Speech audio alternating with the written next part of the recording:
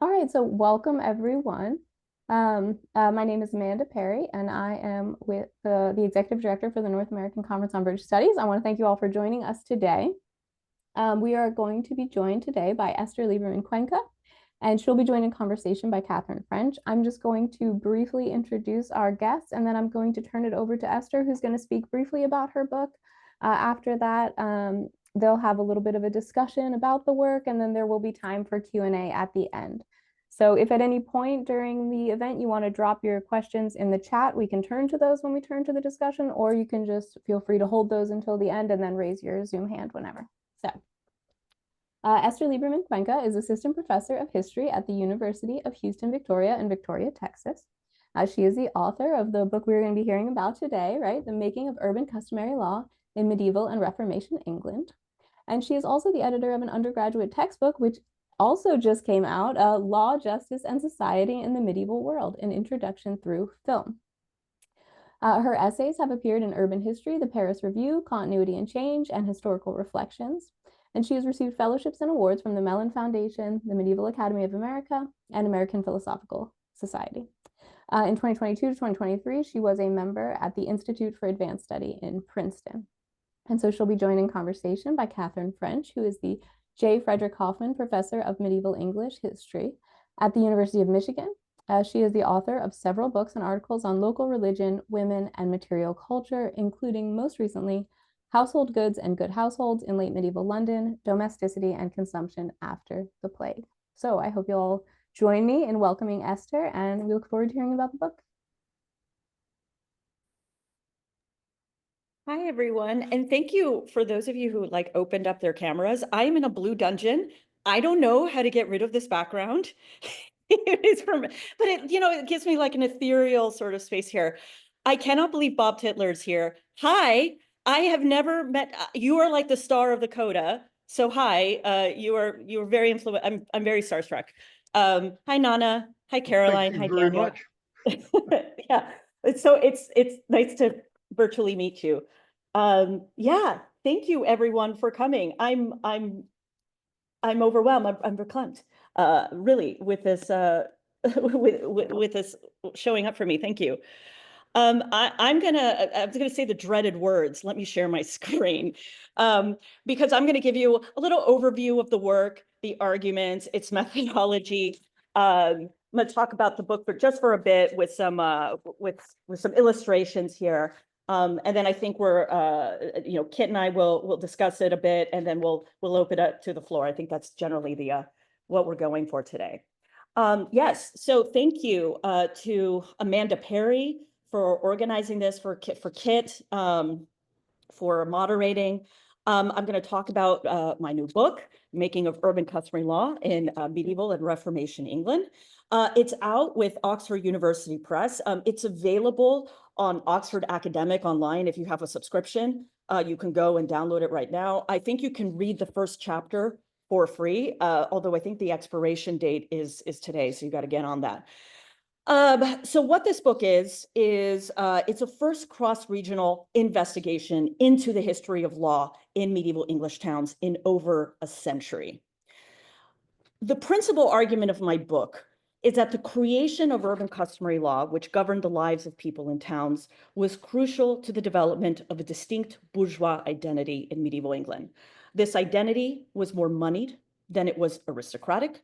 It was local, but connected through a shared network of laws and rooted in historical and institutional memory that placed urban oligarchs in a hierarchical space, separate from both the villeins, the serfs who toiled on the land, and the lords that ruled over them. Furthermore, it was an identity that was solidified through the swearing of oaths, which were considered, or at least I consider it, part of the law and often integrated in repositories of customary law called customals. Here you can see the cover of my book. I wanted to highlight the picture. It's a very famous picture. It's used on a lot of covers of the book, but my book is a little different in that I'm just focusing in on the town clerk who is holding up the customal. It's the Little Red Book of Bristol. This is actually in the customal called the Mayor's Calendar, and you see the mayor. He is taking the oath, but I've decided to focus in on the town clerk because it's really these type of administrative officials who are the star of the show. So urban customary law, despite governing the lives of all urban inhabitants, has been one of the blind spots in medieval legal historiography. My work not only reinserts this long neglected branch of law into discussions of the larger history of the legal revolution of the High Middle Ages, but also focuses on the efforts of these largely anonymous bourgeois lawmakers and their localized efforts in systematizing their town law. Second, the book introduces several concepts such as customary time and redefines others, such as the common good. These reveal how the law was constituted over time from about the 12th to the late 16th centuries, simultaneously drawing on legal traditions from time immemorial, from all sorts of different kind of formulations that talk about the past, while also shaping future practice. Discourses about the common good were especially pitched in the decades after the Black Death, when it was used to define political authority and maintain morality in towns. Finally, the book makes an important methodological contribution in its use of large-scale databasing and quantitative analyses, one that was not really possible before in the early 20th century when suffragist Mary Bateson published the last major work on the subject. She died very young. She was actually a little younger than I was when she died in 1906. And 1906 was actually the last, Borough Customs Volume 2 was published the year of her death. So for this project, I created databases and entered information from hundreds of printed archive and printed sources and archival sources for over about 77 towns. Here you can see some tables from several databases tracking and breaking down the contents of customals, including individual civic odes.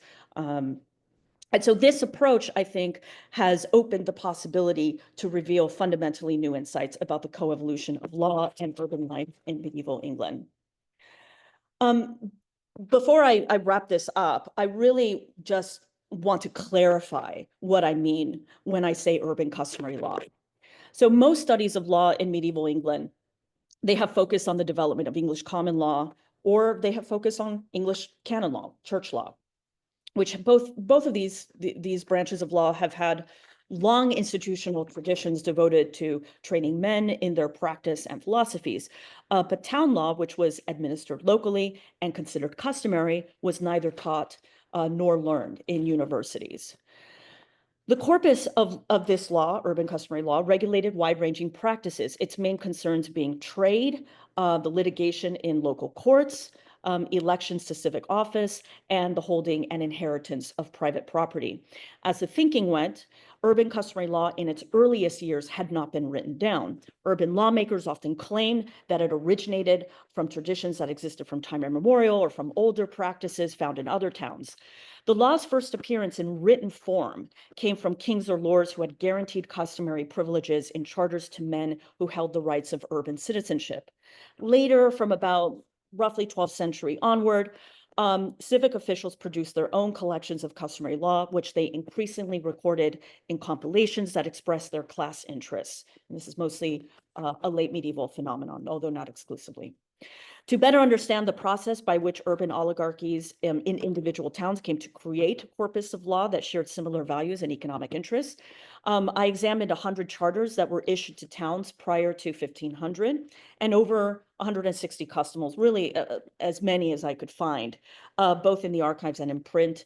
And I entered this information in these two relational databases. So as I argue in my book, and especially in chapter 1, customals and charters were the instruments through which civic officials produced their own laws or lobbied for privileges that reflected their shared interests.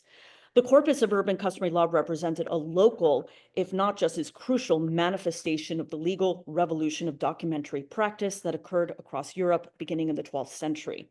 This is a history that has often focused on elite jurists, elite writers, and churchmen, rather than the growing bourgeois classes that were looking to protect their profits and political autonomy by codifying their own laws.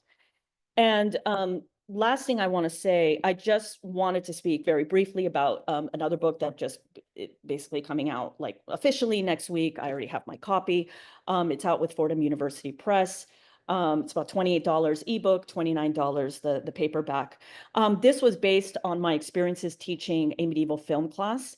It's an undergraduate textbook for which I also wrote a chapter. And this course book has 20 short chapters written by 22 scholars exploring the depiction of medieval law and justice in cinema.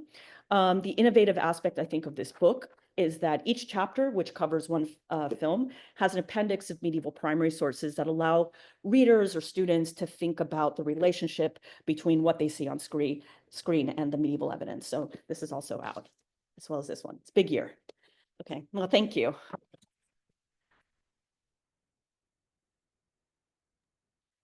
Okay, well, thank you very much, Esther. So I'm gonna ask Esther a few questions, and then we'll open this up to the audience for questions. So the first question I want to ask is, how did you get interested in this topic? I got interested in this topic because I'm fascinated by medieval law. I didn't even know that it was possible to study customary law. When I was doing an MA under the dearly departed friend, Marie Kelleher, who passed away last year, when I was doing an MA with her at Long Beach State, I was mostly examining canon law. Those were the types of things that I was very interested. I was interested in all of the cases having to do with adultery and fornication and all of that. And of course, women are such prominent litigants in these courts. And when I went to graduate school at Fordham University for the PhD, I still wanted to work on medieval law, and I certainly wanted to work on medieval law in England. But my PhD advisor, Marianne, said, that's a well-trod topic. You know what hasn't been written about? He's like, customary law. And she's like, you love the history of towns, do you? And I'm like, yeah, I love urban history. I love doing that. She's like, well, why don't you study or look at the intersection of those two interests, which is urban history and law? Because this has not been really examined. And so I looked into it. I started doing the reading. And yeah, I mean, what tends to happen is that people do write about urban law, urban customary law, but they tend to write about it for one city, or at most like 2 or 3 cities. And really the last person who wrote a wide-scale study of it was Mary Bateson, the suffragist I was just talking about. But her work is very interesting because it's a collection of primary sources, really. What she does is she extracts the different laws and then puts them in all of these categories. She creates these taxonomies. It's very useful in a certain sense. But when I was approaching my book and looking at what she had done, which was an enormous amount of work, the thing that was striking me is that when you take out all of these laws and put them in different categories, you tend to lose the context of the manuscript.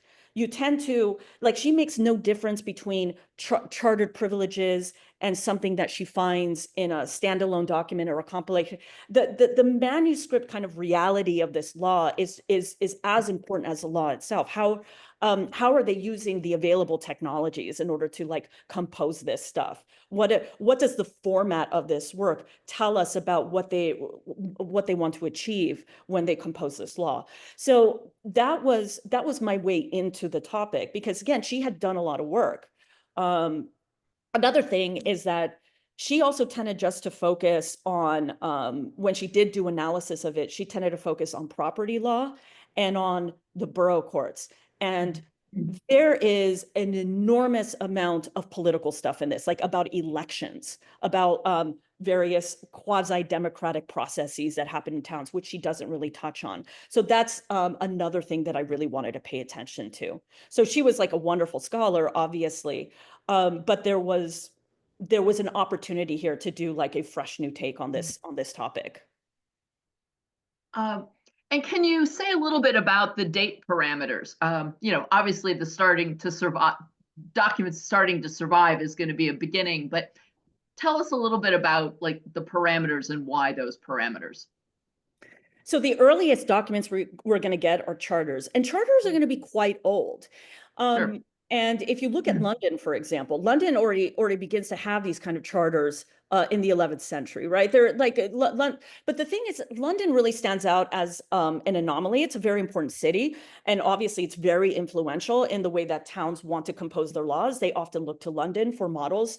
But I wanted to see when it was started get going in other places. And what tends to happen is that a lot of towns, not called London, begin to get their urban privileges in about 12th century. And so that was kind of the beginning of where that was. And then these guys, these lawmakers, administrators, mostly anonymous, they begin to compose their own independent sets of laws, these customals. I suppose beginning in the late 12th century, but really they get going on into the 13th and 14th centuries. So that to me is a really interesting departure point, because once you start independently producing your own laws and not just depending on the privileges that you get from kings and lords, that means that there's a kind of like conscious production of how you want to rule, on how you want to identify yourself as a class of rulers, on what your like priorities are when you want to, for example, administer law and justice. So that to me is a very important point in the history of urban customary law, when they begin to independently produce their own documents, their own customals. Thank you. And you said that you have 77 towns. How did you pick those 77 towns? The 77 towns is the number of customals that I was able to find. So some towns have more than others. I have, and I think that this is very helpful, because I always love it when books, monographs have little reference works and guides and hand lists. I love that kind of stuff. So I have a virtually a hand list, which is like it's Appendix 1 in the book. And what I was able to find, and I'm sure I missed some, but I was able to find 163 customals, and those 163 customals correspond to 77 towns. So that's where I get it from. That's what as many as I was able to find. But as far as like the case studies in the individual chapters, I'm obviously not able to look at 163 huge collections of law, so I, for certain chapters, like for example, on the one on the common good, I just looked at a set of different towns. I forget how many towns I look in that chapter, about 6, 7 towns, maybe 11 towns. I look at the evidence of these towns and do my analysis based on these set of documents. But that's where I get the 77. It's just as many customals I could find, and I list them all in the back here. So what surprised you as you were doing your research, or coming to conclusions? Was there anything that surprised you?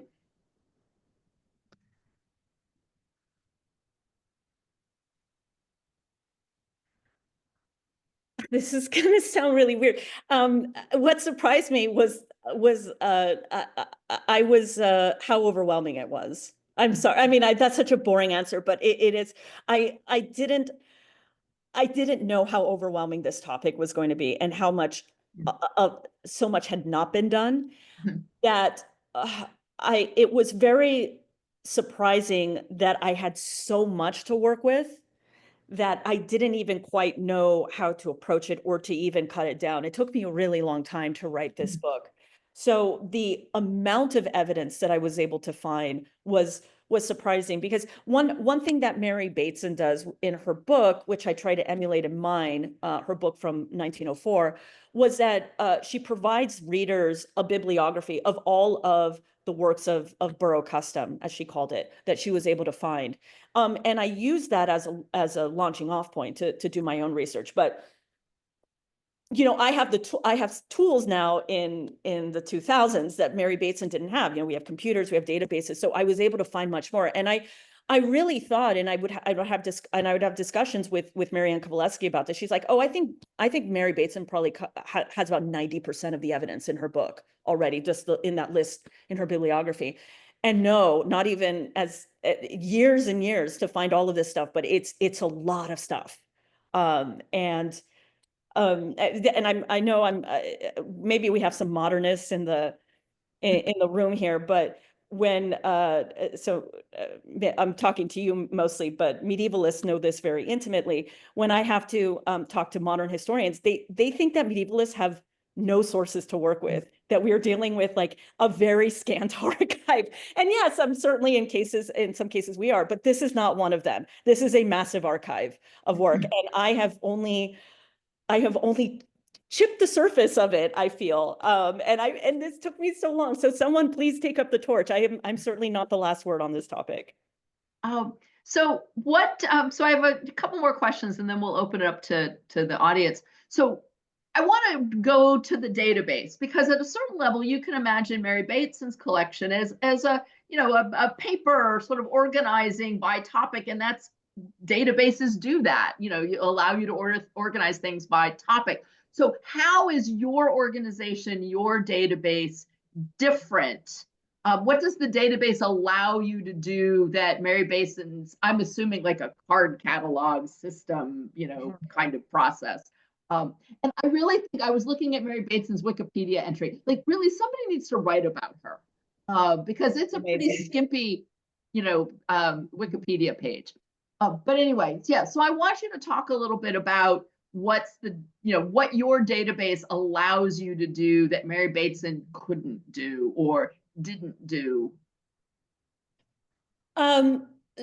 So I should mention that Mary Bateson herself, if you read the introduction to her work, she's very humble about her incredible academic talents. And she even said, I'm just skimming the surface here. There's a lot more to do on this. And so I guess I'm picking up the torch for her. But yeah, there are limitations to what you can do. I mean, she's very obsessed with categorizing the topics of these different laws. Whereas and I do that, of course, with my databases. I've dropped down menus and whatever. But one of the things that I can also do is that I also categorize the laws according to the groups of people that they apply to. I'm very interested in the people who these laws are supposed to regulate, or the crafts, or what's the date range of these things? How that's going to be very crucial to how I track change over time. Another thing that I can do is I can also break down the actual contents of the customary, because often they're thrown together with all this different stuff, and I can actually categorize not only the different content of individual customaries, but also what the individual genres are and what those things say.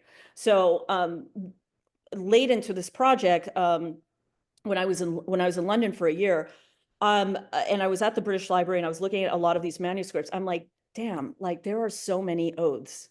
Even if they're not in the main text, they're on the margins, they're on like the back. There's and so I created a database just to track the oaths, and then the oaths themselves have a very specific discourse. And so I made little fields in the database to track what topics they cover, how they cover them. If for example an oath is the person taking the oath and they're swearing loyalty to the mayor but not to the citizenry, I noted the database notes that. Or if they swear loyalty to neither the mayor or the citizenry but just the king, I note that. So there's all these like various ways in which you can do kind of granular research into these sources by creating fields in these databases and making them searchable. And I think the last question I want to ask you is, what does comparing all of these towns give us that we can't see if we're just looking at one or two towns. And then sort of embedded in this question is the thing of the idea that London is always special, or, as goes London, so goes everybody else. So, to think about what we get if we do this kind of much more open, broad comparison of British cities, although it's not all Britain, because you have a couple of Norman cities and you have some Irish cities, so not all British. That's a little Easter egg. It's like, where's my research going? I actually have a piece coming out in Speculum next year about the coloniality of this law in Dublin. So I'm excited to be going that way.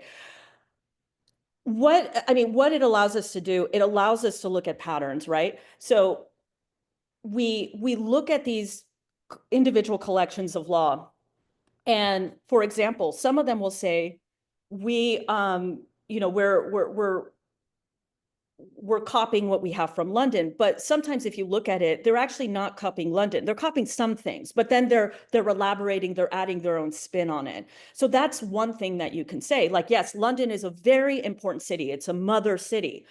But it was not necessarily always dominant. They certainly like to claim sometimes that they had laws from London, I think because it gave their collection of law prestige, a little bit of cachet, but that wasn't always true.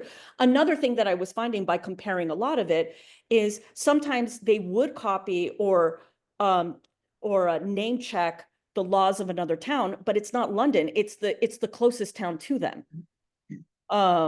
So, for example, Newcastle is going to be very influential on little towns in the north of England. Rather, those little towns in the north of England are likely to look at Newcastle than they are to London. So you can examine these like broad patterns in the way that these laws are being shared through this like larger network, and also how they customize it, for lack of a better term, how they make it more of their own, to reflect the interests of their town and the lawmakers who are compiling these laws. And as you look through these manuscripts and you go further and further into these books, you can see how they add to this law. So initially it might be from London or might be from some other place, but then they start to add their own things as they're getting accustomed to ruling the town or running the courts. There's very particular things to their town that they need to add, and a lot of that are oaths. So actually, this is a follow-up question. Sorry, I'm just taking the interviewer's prerogative. Do we get to say anything about like sort of regional trends, like are northern cities sort of slightly different than those that are sort of in the catchment basin of London, or off by the in the West Country? Is there a regional?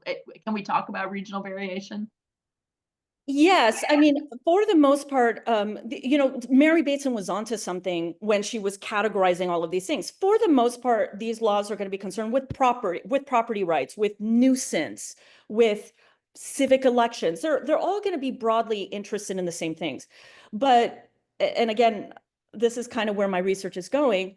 Once you get into the towns on the borders, there's some ethnic stuff in there. If you read the stuff from Ireland, there's obviously ethnic tensions, like when they start to bar people of Irish descent from holding citizenship.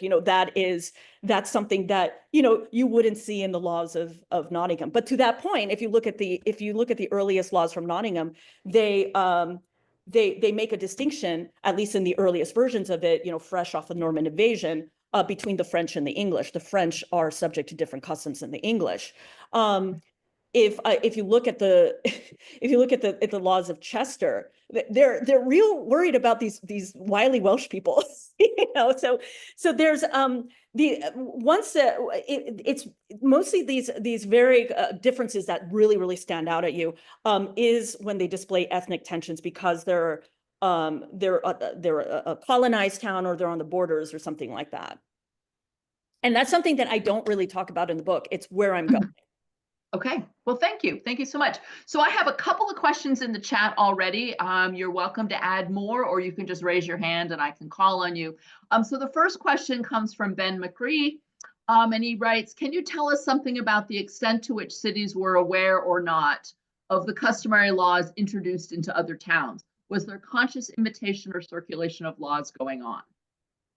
One of my favorite stories, which I talk about in my article on town clerks, is the relationship between the town of Bristol and London, and the town clerk there, Robert Rickard, copies the town's copies of the laws from London, and he actually talks about all his inspiration for compiling his 15th century work. There had been other custom laws made in Bristol before his time, so obviously he's taking inspiration from those antecedent custom laws, but he's creating his own version in about the year 1479 or something like that.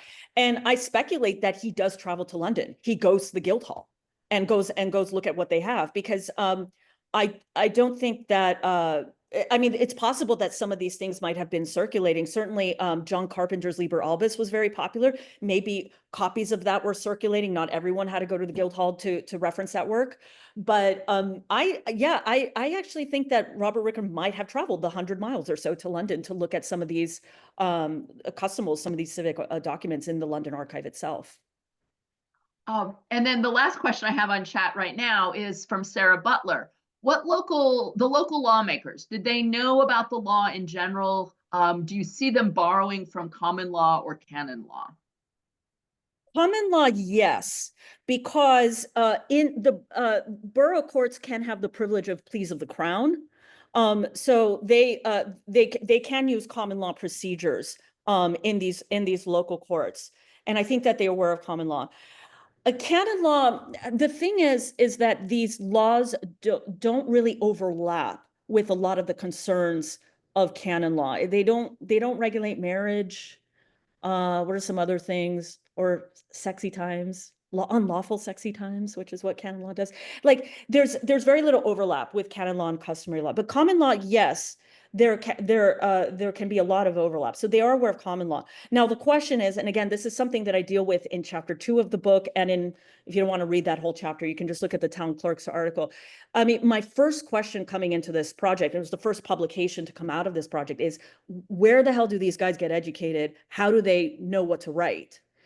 And my big spoiler, I say, I don't know, but in a more like intellectual, I don't know. I think, there is some evidence that these guys were, some of them, at least in the 15th century, were university educated. They went to university and had an education in law. Some of them might have had clerical careers prior to taking up the civic clerkship. I think that happened with the clerk of Sandwich. I forget, Adam Champneys.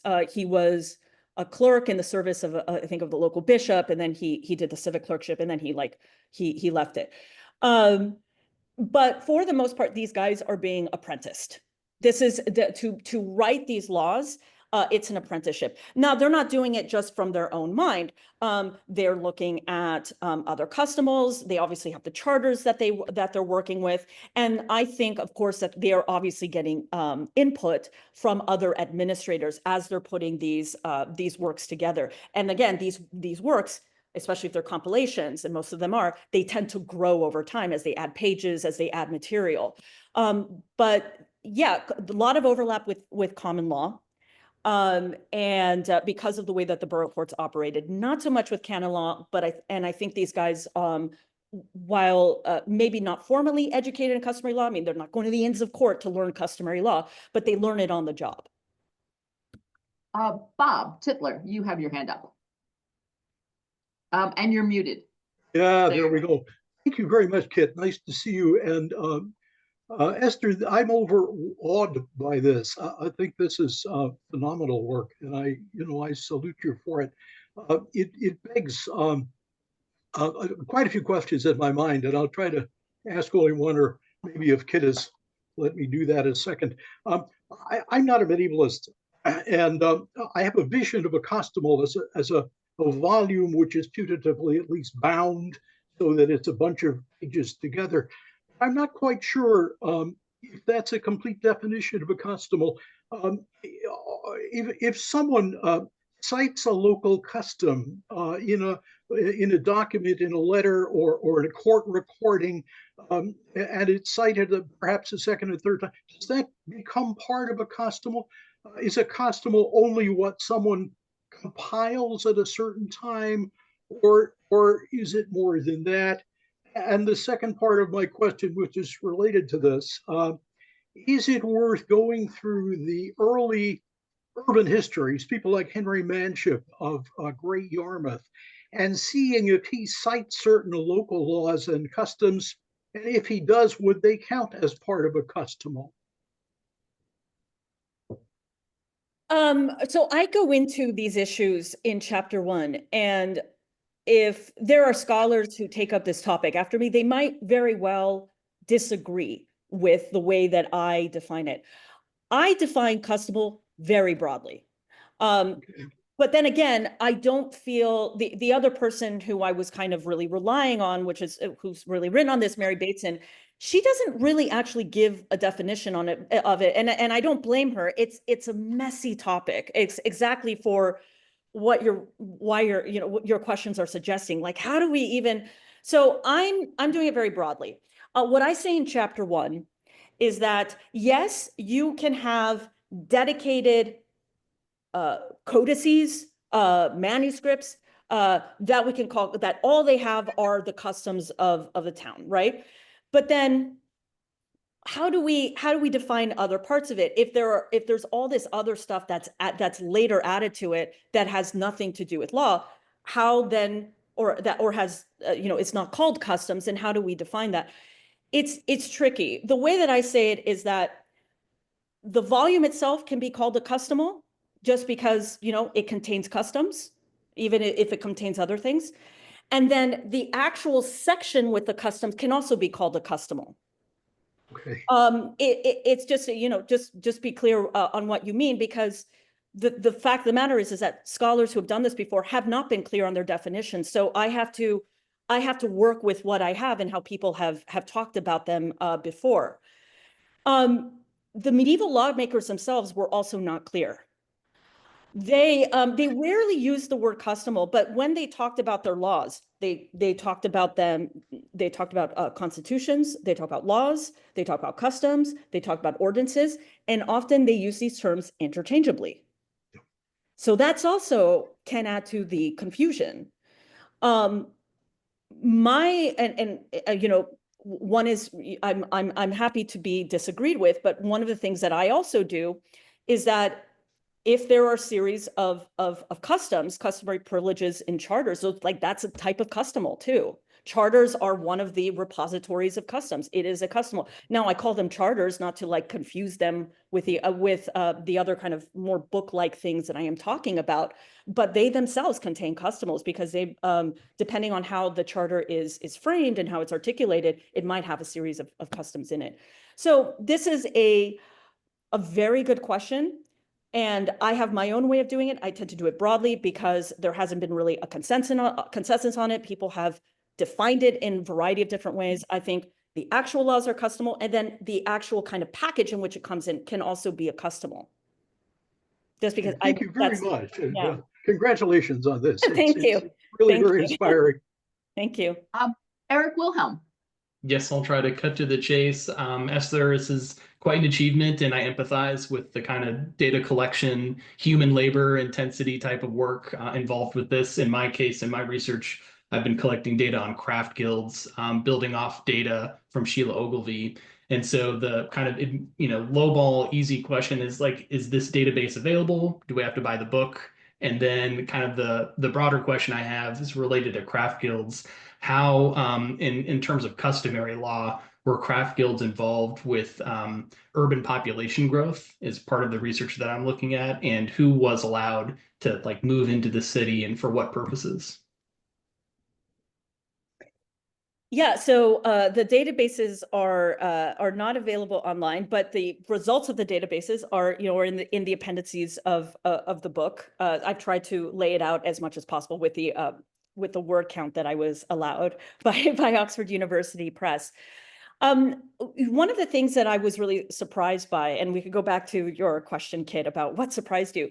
I actually thought that I would encounter a lot more of like guild stuff like in these customers, and I'm not saying like it's totally absent, but it's not a huge. There are certainly some customers that have integrated guild ordinances into their customs, but it is not the norm. So that's I don't tend to talk a lot about guilds in the book because they just don't come up as often as I actually thought they would when I began this this project. Yeah, so I don't know if that answers your question. No, a null result is something that is still interesting. I mean, it's there, but it's not overwhelming. That's what was surprising to me. Shannon McSheffrey. Thanks, Kit, and thank you very much, Esther, for the book. I mean, I'm really looking forward to reading it. So what I would like to do is just invite you to tell us about your common good chapter in a little bit more detail. I'm especially interested in that. So in the common good chapter, that was a very late addition to the book. I felt that I was like close to finishing, and no, we'll do that. In order to get my PhD, I had to write that chapter, right? It's just one of those directives, and I wanted to examine the common good chapter came out of a conversation-friendly disagreement that I have with my PhD advisor, Marianne. Marianne is a lot more forgiving towards these urban lawmakers. She thinks that they are a lot more conscious about the social good and like less, not as concerned about like their profits and like their social mobility and their political positioning as she thought I did it. So she's like, I challenge you to write this chapter on the common good. And I saw that as a good challenge because I'm like, okay, how did they think of the common good? So one of the things I had to do in this chapter is actually break down, okay, how did like medieval philosophers think about the common good? And like and it's not just the common good. They had various different words for it, the commonwealth, the common benefit, and all of these had slightly different definitions depending on what medieval philosopher you were reading. So I had to lay down that groundwork in this chapter, and that's what I do. But really what the chapter is about is, okay, what does the common good mean for these guys? These guys are in positions of power. They rule the city. They dominate all of the high political offices. They occupy the bulk of political offices. They're the ones in charge. They're the merchants. They're the ones in the highest crafts and all of that. Like, so what are they when they worry about the people? What do they worry about? And what I found is that the common good tended to be divided into like 4 broad sections when they use the language of the common good.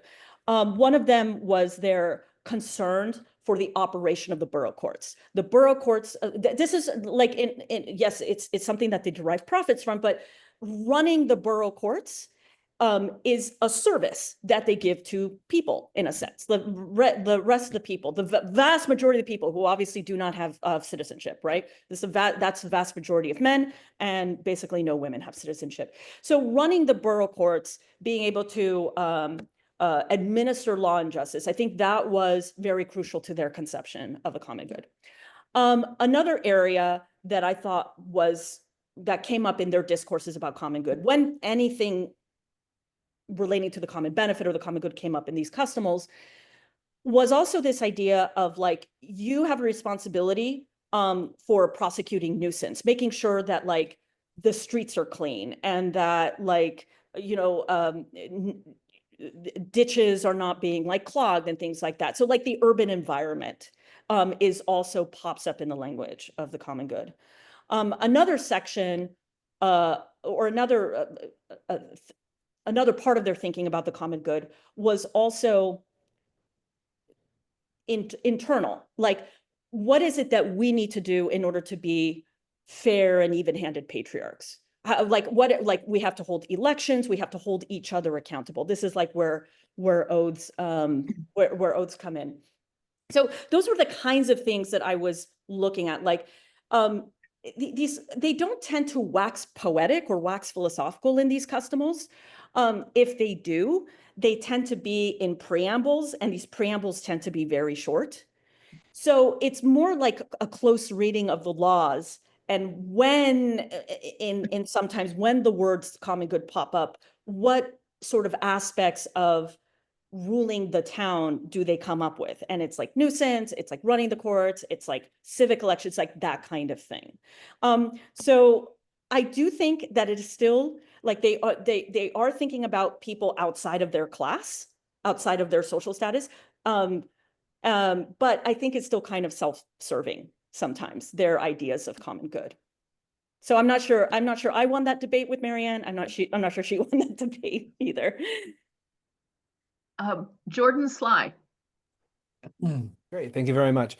I'm looking forward to reading the book, and thank you very much for your talk. This is very much outside of my area of study, but I am interested in what you're saying. And one thing that kind of piqued my interest was when you were talking about the original work that kind of prodded you on this. I'm forgetting the woman's name that you mentioned, the suffragette author, and I noticed that it was published from the Selden Society, which is interesting. And I was wondering, and this might be an unfair question, and if it is, I apologize because it's out of the scope, at least stated in your book. But I'm wondering if you have a sense of the kind of afterlife of these laws and their kind of the ways in which they were interpreted, not forever and anon, but maybe into the 17th century, thinking about law reform, in and around the English Civil Wars and things like that. I'm just wondering if you have any sense of how they were picked up later, or if they were at all.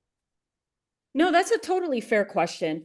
So many of the customals that I've examined did not discard the medieval laws as they were adding pages and material to these things in the 16th and 17th and even 18th centuries.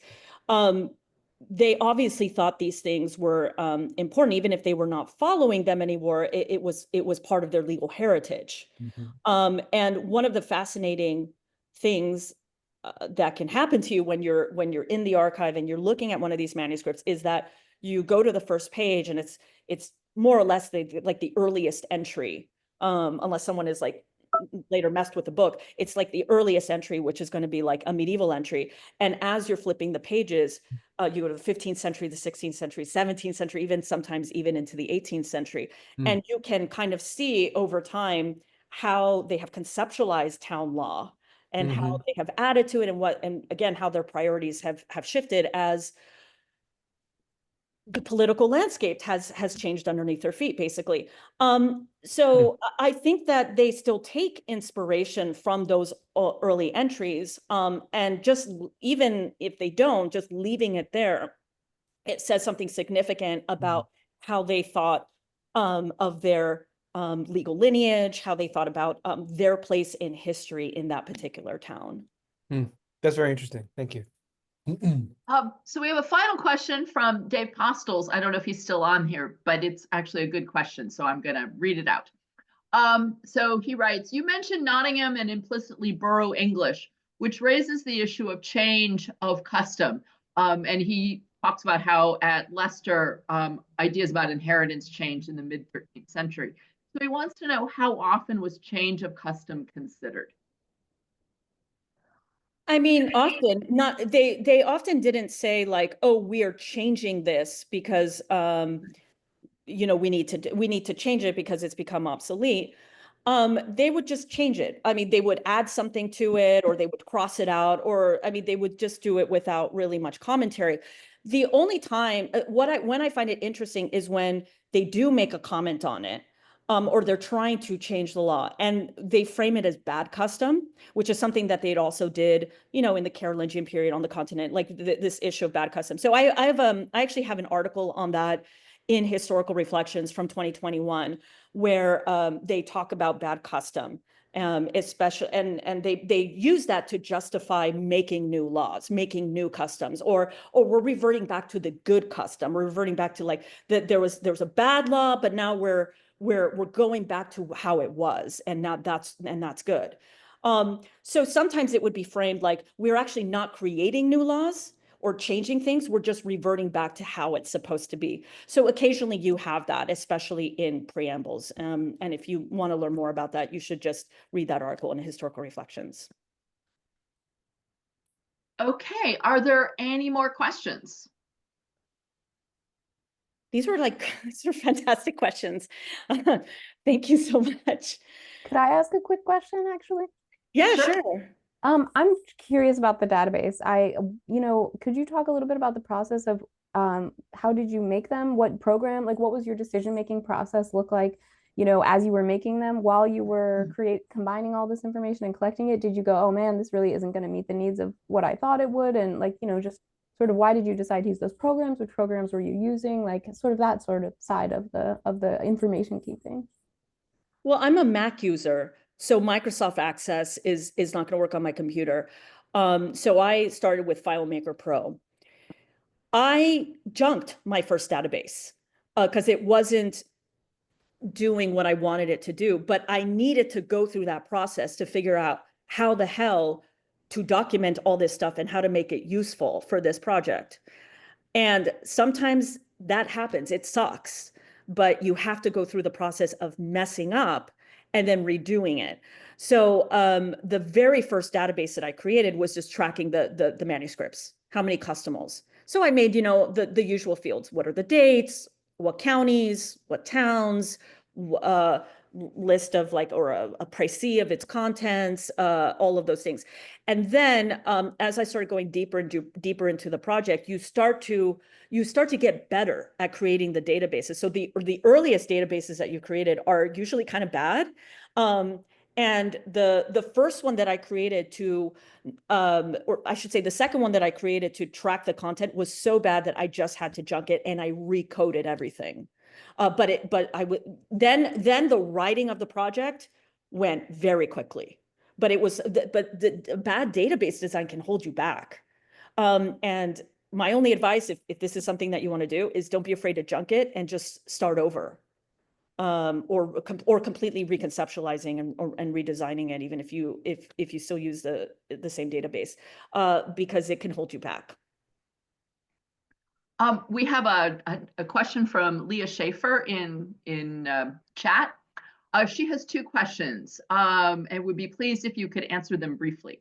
One, first of all, a question relating more to the history of science. In the 19th century, people in Europe, starting with Savigny and Jacob Grimm, studied ancient law and were looking for the quote unquote old Germanic law, as far as I know. This view has then relativized early on.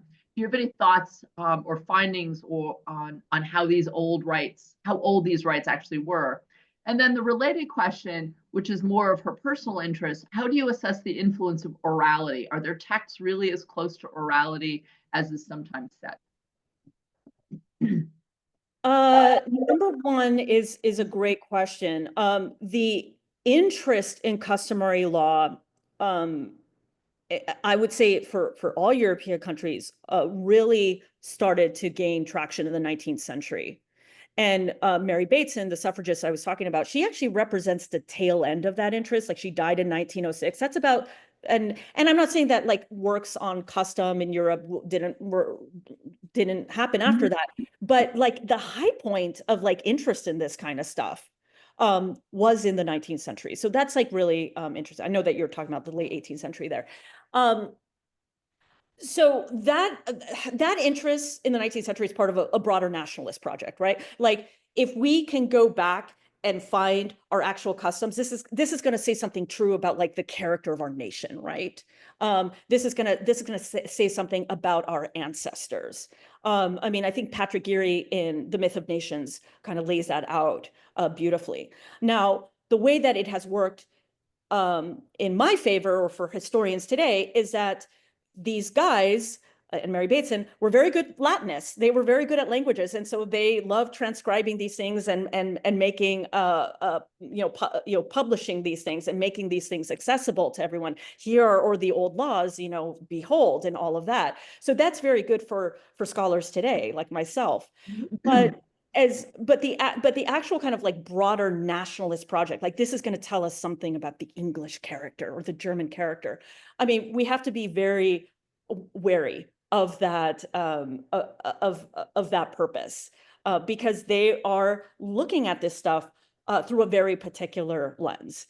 I'm looking at it through a Marxist lens. They're looking at it through a nationalist lens.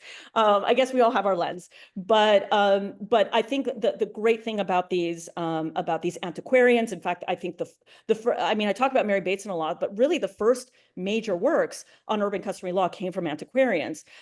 Their interest in this is really about like, what does it say about the nation, or about England and that kind of thing. And number two, how do you assess? I was going to read it again. Sorry. Sorry. Okay, you can read it.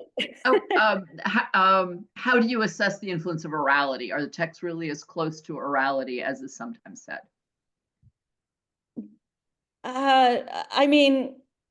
What does Michael Clancy say? It's very hard to determine that, because at the end of the day, what we have are the written documents, and they can say it comes from oral culture. Like one of the things that they frequently, not frequently, but so that they sometimes say in the preambles is, these are laws that we're writing down because they come from the oldest person. It comes from the memory of these old men, and so we're led to believe that you have these old guys who are just like talking about the laws, and then they're just like writing it down. And really, like, who knows what the actual process is? It's a thing that they like to say, that it came from an oral culture from time immemorial, from like the mists of time, and they have somehow have gotten onto the page. But I think as historians, that's very difficult for us to determine, like, okay, what is like the actual influence of oral culture on this? The idea of oral culture is very powerful in legitimizing these laws, but the actual influence of oral culture, I'm not so sure, because that's not possible to determine with the written sources that we have. Okay, well, the clock says it's 12:59. Yes. We've run out of questions.